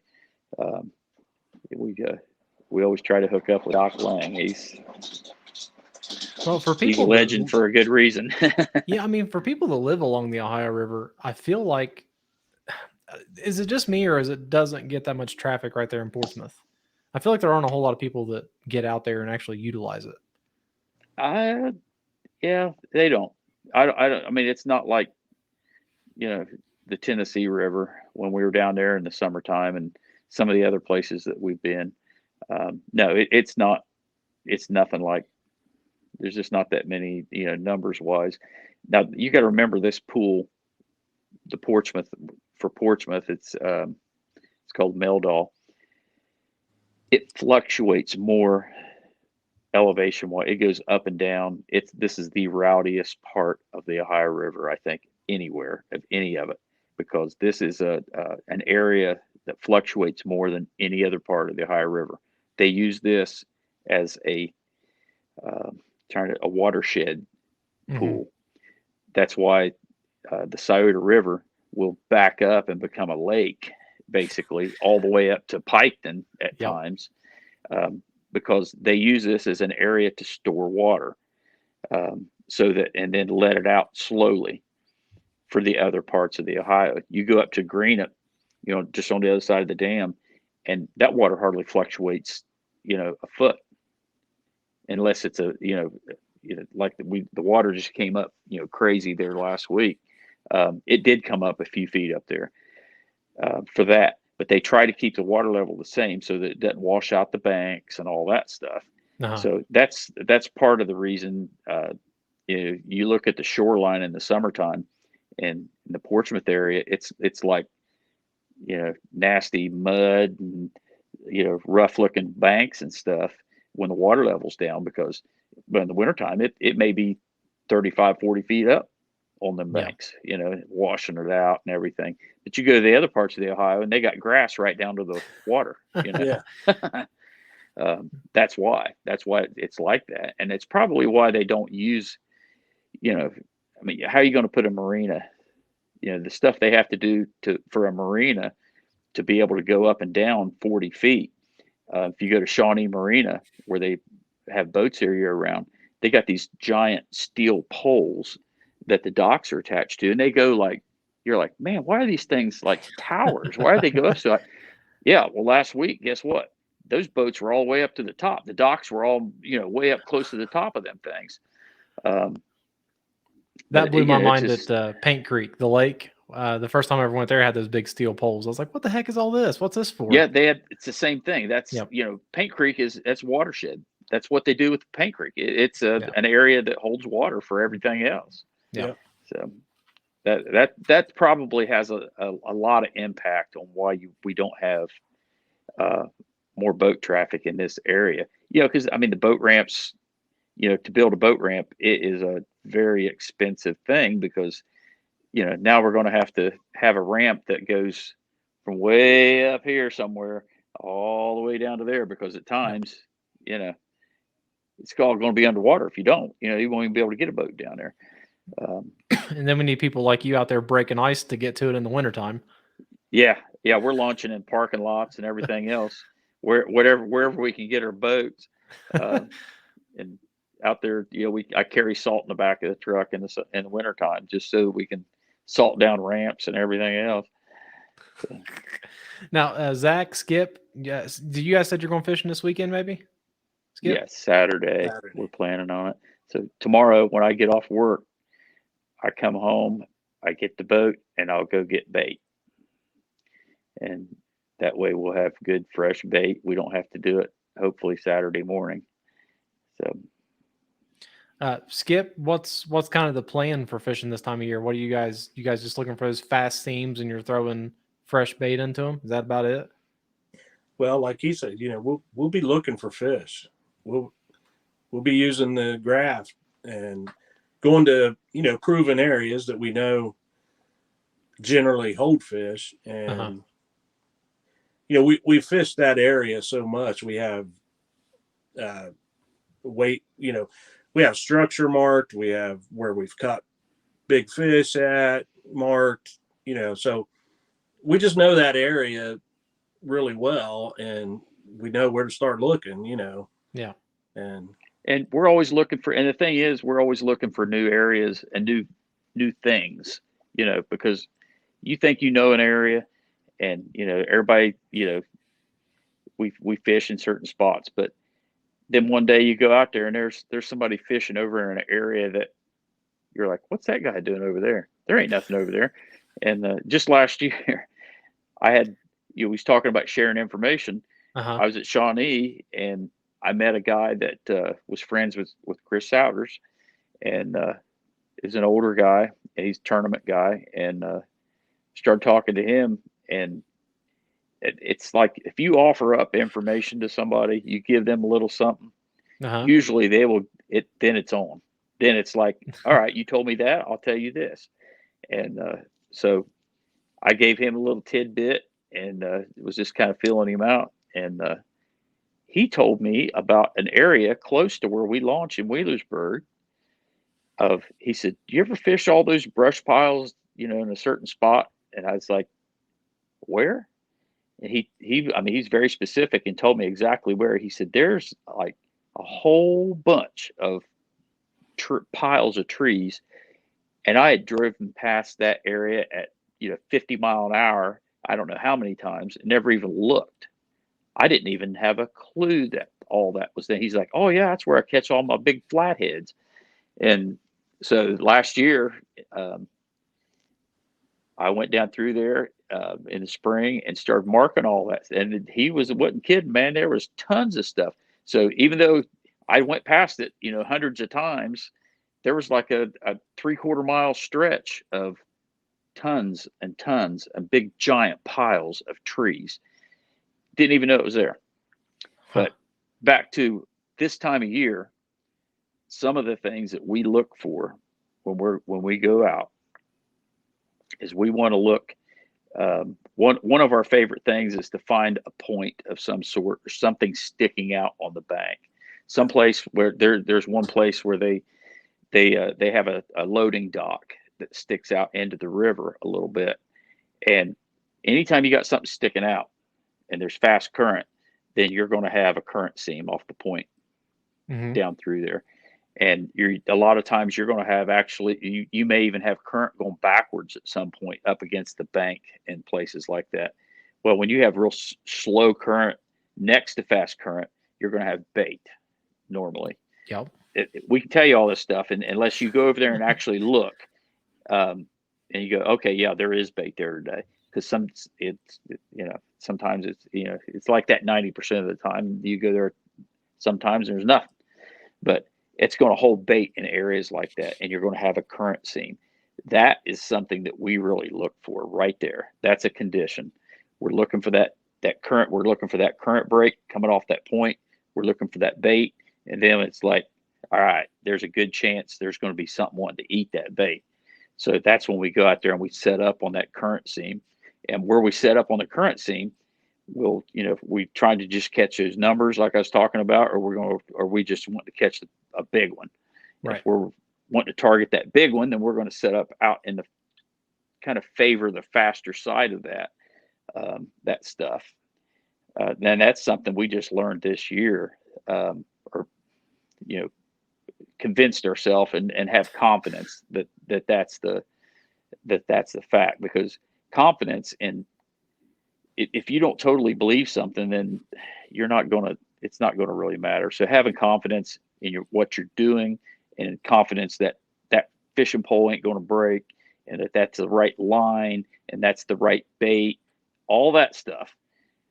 And then you're going to go out there and you're going to stick with that, whatever you're doing. And if you catch a big fish eventually, then okay, I have the confidence and it worked. But anyway, that's the point was, you asked what we're looking for this time of year. That's one of the things we're looking for. Now, another thing we like to look for in cold water like this is a drop, a hole that may be caused by, who knows what. Creek mouth. But around creek mouths is another big area for us, because creek mouth, you kind of got a lot of that same condition that you had on that point a lot of times. But creek mouths hold bait. That's kind of the key to all of it, really. Right. You got to remember the blue cats. They don't like that slow water. They like the faster stuff. They like the current. So I mean, time and time again, we went. You can catch them over there occasionally, especially in the shallow stuff. You got strong sun one day, and by the afternoon, it kind of warms things up in that water over there where it's shallow. That's another thing, I know tomorrow afternoon, I know a place we can go catch fish, and Skip does too. We can go there and catch all kinds of fish tomorrow afternoon, and the water will probably be 6-8 foot deep. And there'll be a hole over there at a creek mouth, and it may have a few fish in it too. We'll go over and check it and see if it has any big ones in it. If it don't, then we'll go out there on that flat where that sun's warmed that sandy stuff up, and there'll be all kinds of fish sitting out there. But the key is look and see if there's any big ones out there.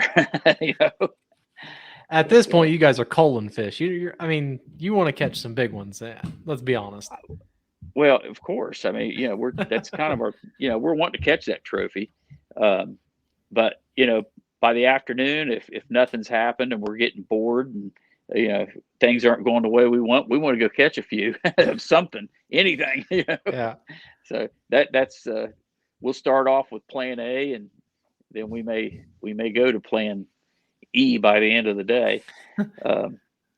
Just depends on what we see when we get out there. Because I mean, it's not like when we get out there tomorrow, we may see something completely different than what we think it's going to be. The conditions. It may be totally different. We may go out there and mark a bunch of fish, and they may be doing something we didn't even expect. And at that point, you got to make a decision. Are we going to change our plan, or are we going to stick with it? So, if you're in a tournament, you're probably not going to change your plan. But if we're just out there, a fun day, and we're trying to learn stuff, we're willing to. I mean, if somebody has a good idea at the beginning of the day, we all listen to it, and it's like, okay, let's do that. And Hang if on it just don't one work second, out, guys.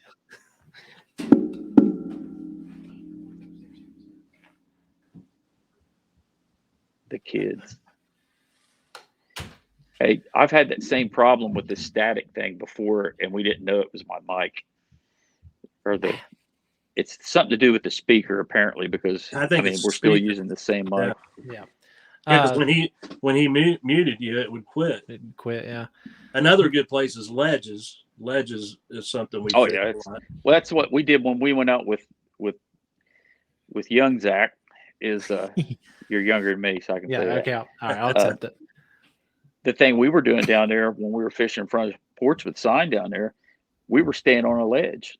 Yep. It was deep. It was deep water.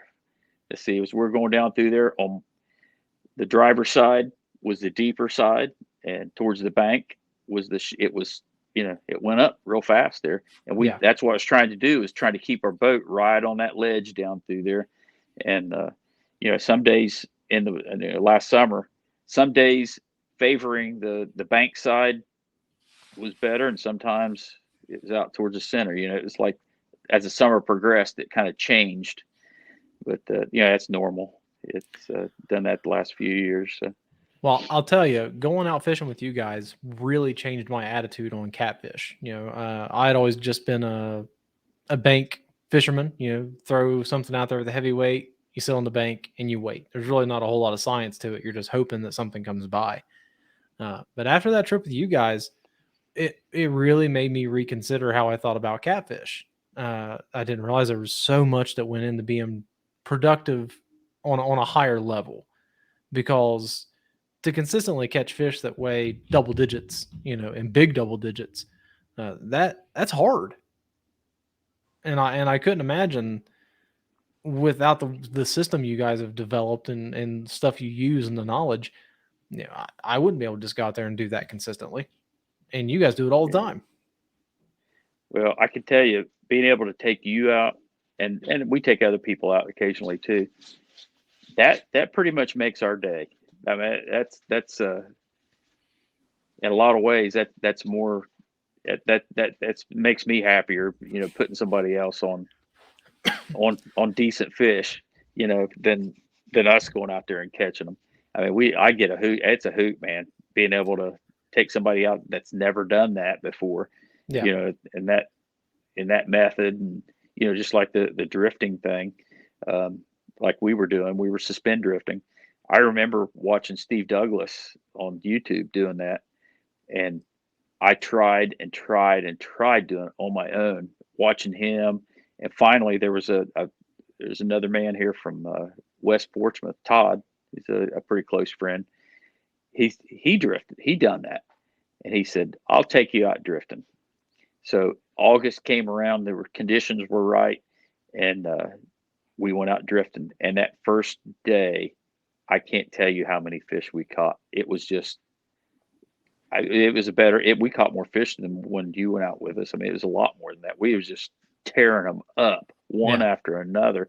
Now, I think if I remember right, the biggest fish we caught that day was 17 pounds. But it was just like, everything we caught was, 7, 8, 10, 12, it was all in that kind of like that range. And it was just one, we was catching multiple fish, sometimes Yeah. at the same time. And I was like, okay, now I know what I'm doing a little bit. And that summer, that's the summer, I had that old trolling motor with the foot pedal, and it was tough, especially if the wind was blowing a little bit. It was hard to do what we were doing. But I got it down, where I could do it, but just not as efficient. And then that summer I got that fancy trolling motor. Yeah. It's not, it was the same brand. It just wasn't that one because it wasn't as it didn't have as much thrust, but Sure. man, when I got that was one of those other levels. That was another big step, man. All of a sudden, wow, I can do some stuff now. I can, I wasn't getting snagged up. I was able to stay right on that ledge and keep it on the same depth and all those things. In terms of relaxing, like just a easy, fun fishing trip, other than ice fishing, oddly enough, I think that catfishing experience was probably one of the most laid back, relaxed fishing trips I've ever taken. And, at the end of the trip, you bust out the grill. You're grilling brats right on the boat. I mean, there's that's no every trip. That's a priority pretty much nowadays. We always got to be fixing to some better cheddars out there or something or other. And in terms of just enjoying a trip, I knew I was going to have fun, but I enjoyed it a lot more than I thought I was going to. I'll be honest with you.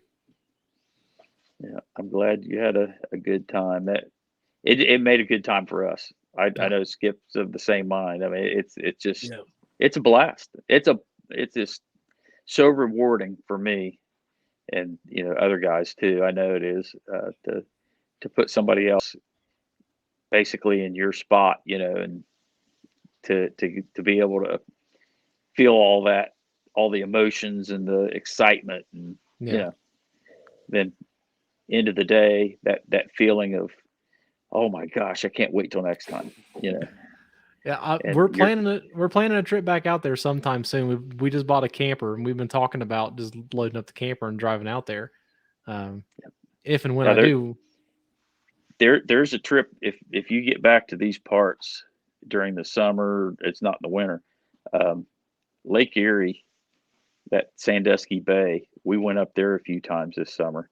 Actually, Skip and I went last year too, the previous year, and didn't have the success that we expected, but we went back anyway this year, and holy cow! You think that was exciting the day you went with us? You guys eat them up? Skip and Roger and I, the three of us went up there. We just went for a day trip. We put 68 nice catfish in the boat. It was in the boat, 68. You guys didn't have time to cook better cheddars. Yeah, we did. Well, we did. we figured out how to do it, but we went up there. I went on vacation up there and to Cedar Point, and my wife and grandson and stepdaughter, they all went to Cedar Point and did stuff during the mornings, and I'd go out on Lake Erie and fish in the mornings, and we get together in the afternoon. But I went up there for 3 days and just, oh man, it was crazy. I mean, by 11 o'clock or 11:30, I'd already caught 25, 30 fish every day, and quality fish too. They're all channel cats, but they are huge. No. Bigger channel cats than we've ever seen, double the size of what we've ever seen down here. And on fire, they're just nonstop. Yeah, when they're mean. They're very, very aggressive fish up there too, for whatever reason. But anyway, I went up there fishing for 3 days. We did our vacation thing. We came home. I think we came home on Saturday, and I get a phone call or a message from Skip. And on Sunday, and he says, "Where are we going fishing tomorrow?" And you say so Lake Erie? I texted him back, and I said, "Lake Erie's only 3 hours." So we went to Lake Erie the next day. Here, I just came back Saturday. We went back up there. I was up at, I think it was, met you guys at like 3 a.m. or 2:30 or something in the morning up in Circleville, and off we went. And that was at 68 in that one day, and we've have been up there several times after that too. I'm looking forward to going back because it is just. I mean, you're not going to catch a 70 or 80 pound fish, but I tell you what, you hook into a 20-pound channel cat, hang on. Hang on. I think pound for pound, they fight differently than blues and flatheads. They all three fight. They feel different on the line, but Sure. Those channel cats up there, they are like Skip said, they are mean. That's all there is to it. They're mean. You get them in the boat, they fight all the way to the boat. They fight in the boat. They don't ever stop. You put them in the water and they're splashing you and everything. It's just they never quit. That's fun. And them big old them males up there, they are just gnarly looking, ain't they? Sometimes you think it's a little flathead, but it's they look like a flathead. They're called. They've got some yellow, real gold colored catfish up there. Beautiful. They're not those. They got gray ones also, but they've got some that are just gold. I mean, I remember the first few I caught up there, those gold ones. I don't know if it's a subspecies or what the deal. Why that there's something different. Their mouth is even. We need to ask Tim about that. Yeah.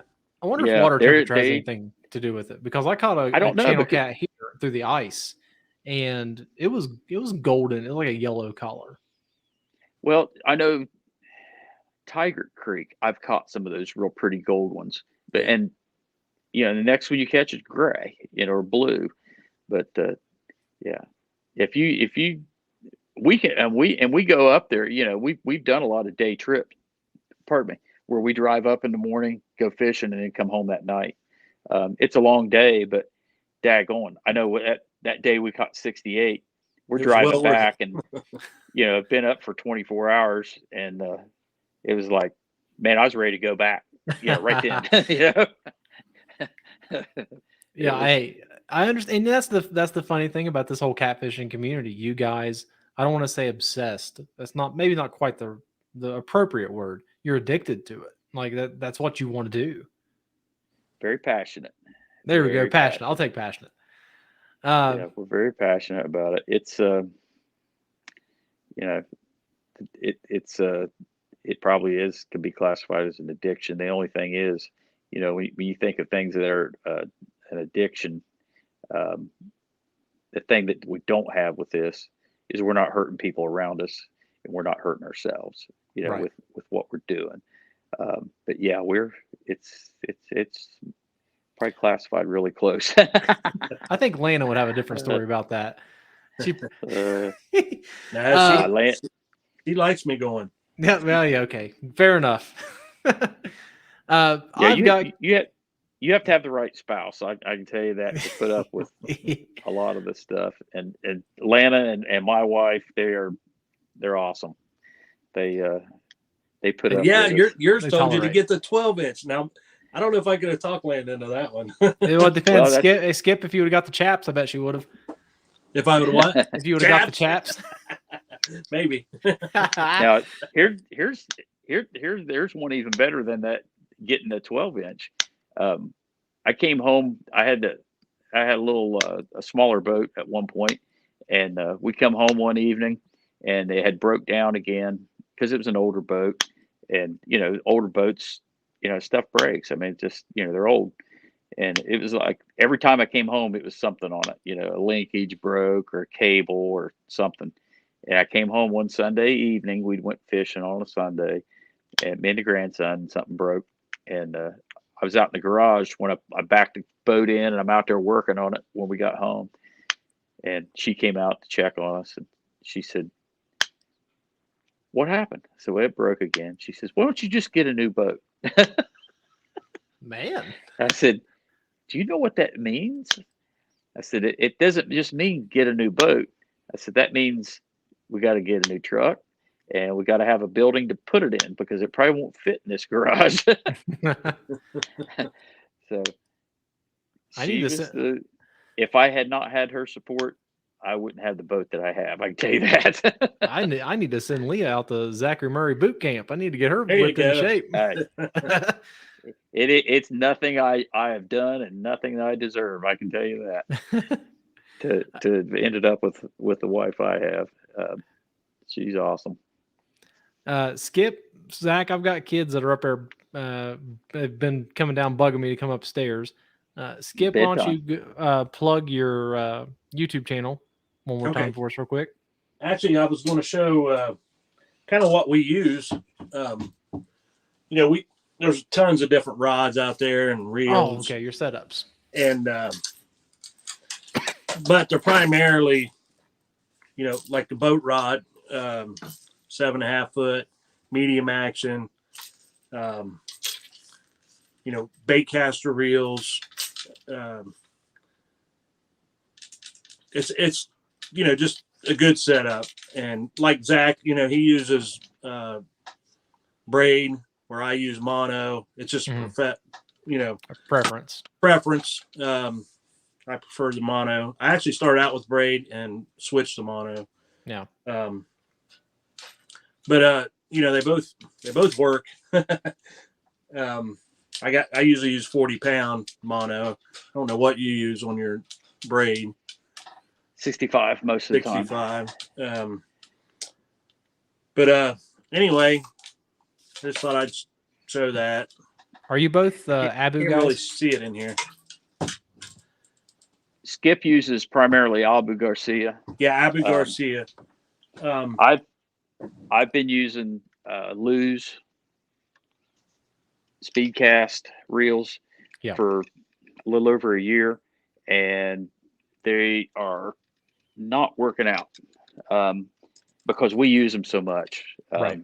They for most applications they would just be fine. They would, but recently I've been switching over to these PC Fun.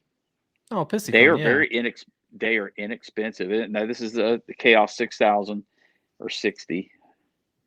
I can't remember, 60. Yeah. And they get, like, right now they got them on sale. They're only like $48.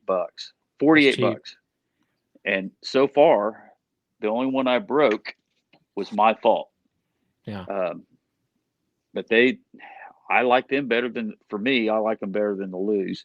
The Lew's has got the button where I can just use my thumb to cast, and whereas the other one it's like an Abu, it's got where you gotta, it's over on the side. Yeah. But that was something this will just take about 2 minutes. All this fancy gear that we got, the fancy boats and fancy all this stuff, you do not have to have all this stuff. You can go to Walmart and get you a Catfish special ugly stick, with some kind of big reel, some kind of reel that holds a lot of string. And you put you some decent string on there and it don't have to, you can use mono or you can use braid, doesn't matter. Just use something that's heavy enough. It doesn't have to be expensive. You can get the cheap stuff. It won't cast quite as nice sometimes, but it's going to catch fish. Put your money in good hooks. You need decent hooks. If you're going to spend money on any of that stuff, get decent hooks. There's a lot of good hooks out there. Probably the Eagle Claws are probably not your best choice. They work. I've got, that's what I used to use. But there's a lot of other hooks out there. If you're going, start spending your money on them hooks, not all this other stuff. All this other stuff, you don't have to have all that stuff. It's just niceties. It makes, it's easier to change the weights and so forth, all these fancy rigs and stuff. The big thing is that hook and your bait. Those are the two things that do matter. And if anybody's interested, I can tell you what I use for hooks. I use Daiichi. They're it's the same. It's a D85 style of hook. It's like Skip said earlier. It's a dual action. You don't have to just wait for the hook. If you want to set the hook like a traditional J hook, you can do that with this style of hook. But if you buy large numbers of hooks, like we did, we buy them by the bag of 100. a lot of our hooks, we only pay 48 cents a hook. Yeah. Daiichi's a great hook. That's all Something I use just for my bass worm Something just hooks. happened. Something just happened outside. Go get them, Zach. Now Walmart, most Walmarts carry a little section of catfish stuff. Yeah. And they sell the team catfish. Uh-huh. Now, these are actually octopus circle, but they have one. It's called the double action, and it is the Daiichi hook. Yeah. It's the exact same thing. Is They it just the, put is their it the name same? on it. Okay, so they just repackage it. Yeah. Okay. Yep, they just repackage it. And that's where I started getting them. But now we buy them bulk. We usually go in together, and one of us will make an order, and we get like 200 or 300 at a time. Yeah. That's more economical that way. It is. They're a lot cheaper because they're about $3 a pack. You get 3 hooks. You're basically paying $1 a pack, where we can get them for, I believe it's under 50 cents a piece. Yeah. Right around 40 cents a piece or something. But anyway, plug on my show or my YouTube channel, Clearview Outdoors. I've got some good fishing videos. I've got a rod review. I just started up a reel maintenance series. Yeah. I've got 2 videos out, and the last video is probably the most important. And it goes for really all these baitcaster reels. And that's that worm gear right there. Uh-huh. Because it's the only thing that's exposed. And, it gets a lot of dirt and grime and everything in there. You can get a rock in there and you can break break a tooth off of it. Right. And it'll mess the reel up. But I'm trying to break it down to where it's really simple. And instead of doing the whole thing, I'm trying to do it in different segments. So, could always use people to come over and check me out if you like it. Yeah. Zach, I believe your earbuds are not connected, so you're not talking right now. I mean, we could put words in your mouth, but it probably wouldn't be very nice. Yeah, where you walked outside and they disconnected. But I got videos on there, me and Zach, me and Roger, me and my future son-in-law, and yeah, my grandgirl. Oh no, that was on Roger's. Yeah. Gentlemen, it's been a real pleasure. I'm glad I had you on, and maybe hopefully I can make it back out there and go fishing with you guys one more time. Yeah, you got to, man. You got to. Yeah. Gentlemen, it's been a pleasure, and hopefully you guys go out there and kill them on Saturday. Hope so. All right. See you guys.